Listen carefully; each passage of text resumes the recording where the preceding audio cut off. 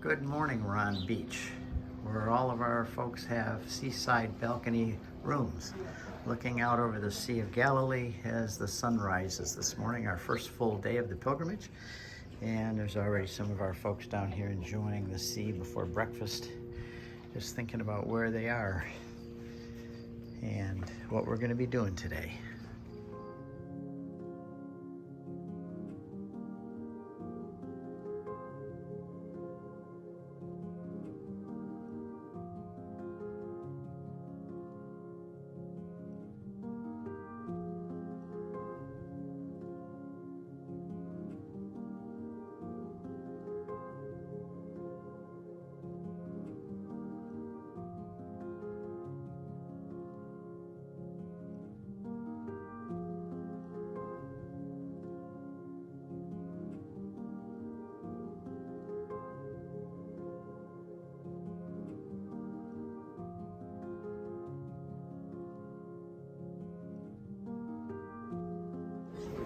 Fresh pomegranate juice. They just picked these pomegranates this morning.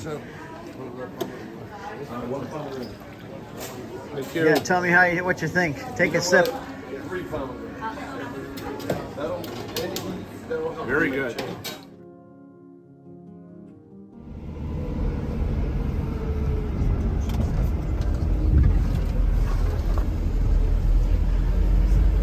Everybody doing all right? Doing great.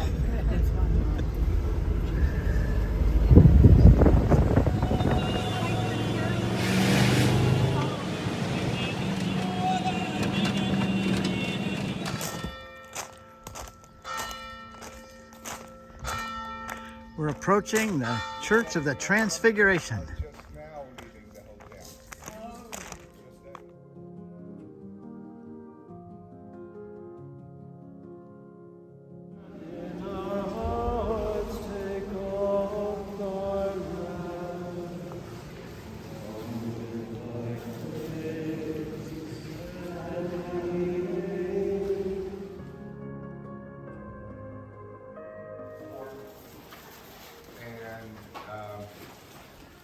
I do want to say that the stones of this church were all cut and shaped in Rome.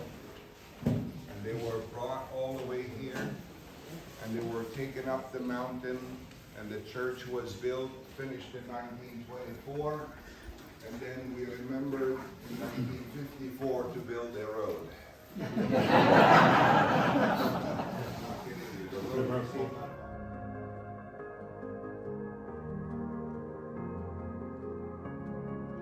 To them, and you can see when you go up on that platform and look out over the land, it looks like you can see all of Israel. And you can just imagine Jesus, because you'll see as we go through this land, I'll bring this up again and again, he loved a good backdrop. He was a teacher. Whose image is on this coin? Look at the rocks of the field. What did he do here? Why did he come all the way here and told them to come up this 1,900 feet again to the top of this mountain? Why? Because he wants them to look out over the whole world. Good teacher. He says, guys, come over here and look out. I want you to go out into all the world.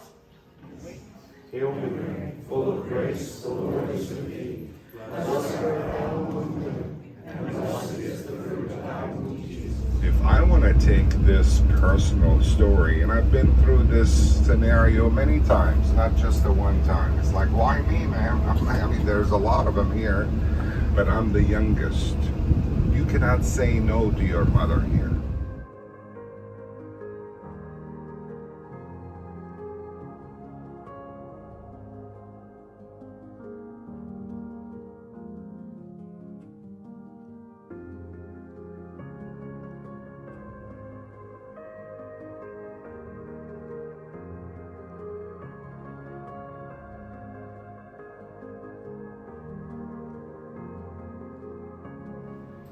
I renew and reaffirm my wedding vows to you. Once again I promise to love and honor you in good times and in bad, in sickness and in health, for better or for worse, all the days of my life.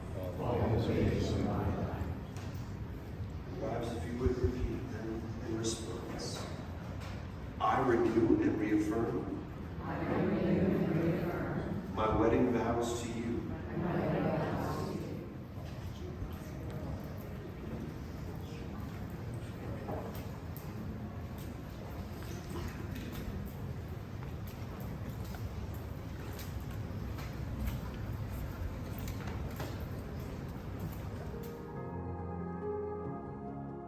Another one is Mary.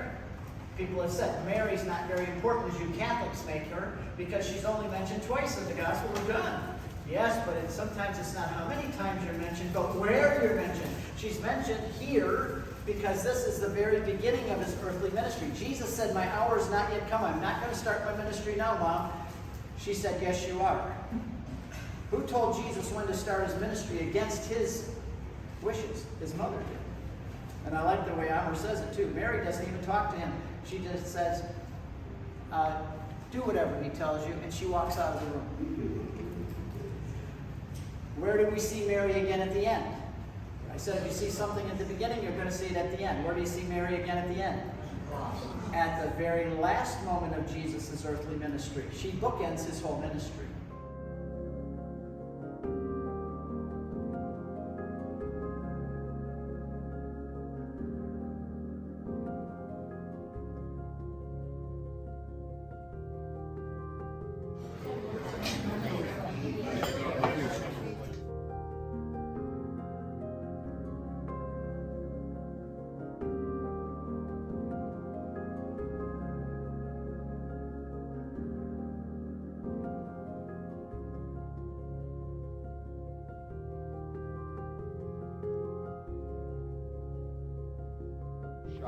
There were only little workshops where they were cutting and shaping the stones of this basilica.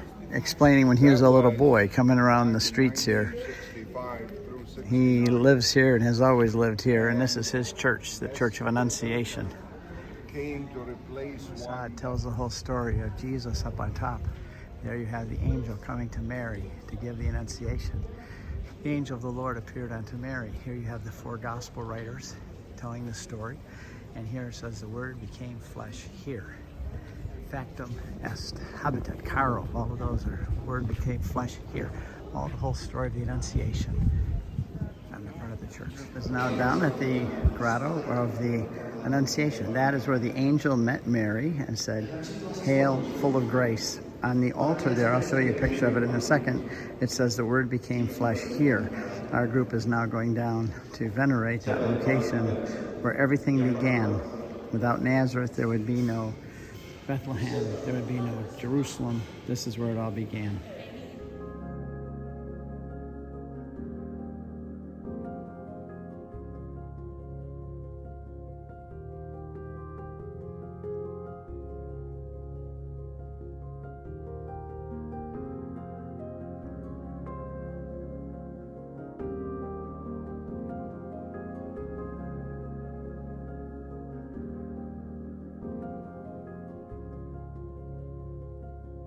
Here it says,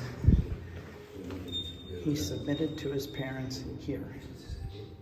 Transitioned from the Church of St. Joseph back to the Church of the Annunciation and went to the upper church where we began our celebration of the Mass.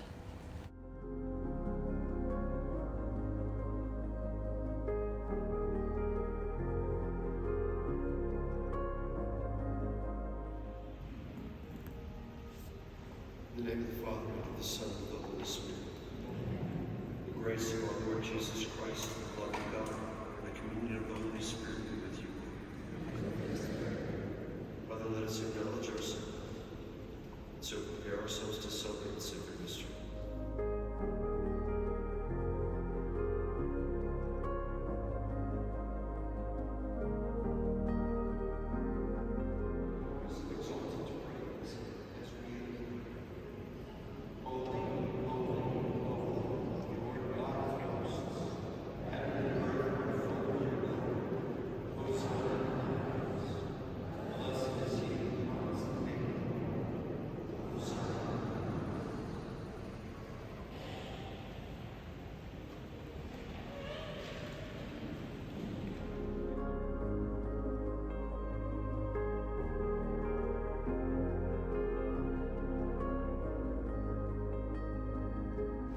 Glory be to the Father, and to the Son, and to the Holy Spirit. As was in the beginning, is now, and shall be, world without end. Amen. O Lord Jesus, forgive us our sins, and save us from the fire of hell. Be also It's very clear visibility today, I can tell you that. And I said yesterday, probably one time, that the lake is a good 680 feet below the Mediterranean. So that's why we're going down all the time. I'll explain a little bit of that topography. We are now at the Magdalena restaurant. Here's people getting off our bus. They can come up the stairs or the elevator.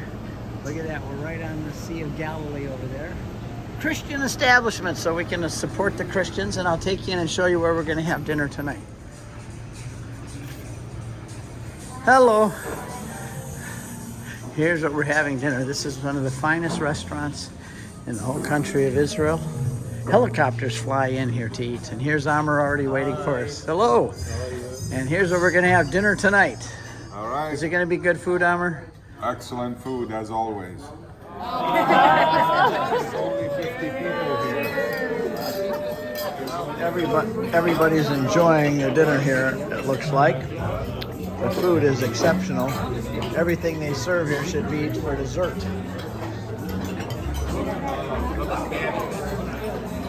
Lots of these gourmet salads. A lot throughout the That's why we like bringing our groups here. We don't want to be normal. We want to be the best.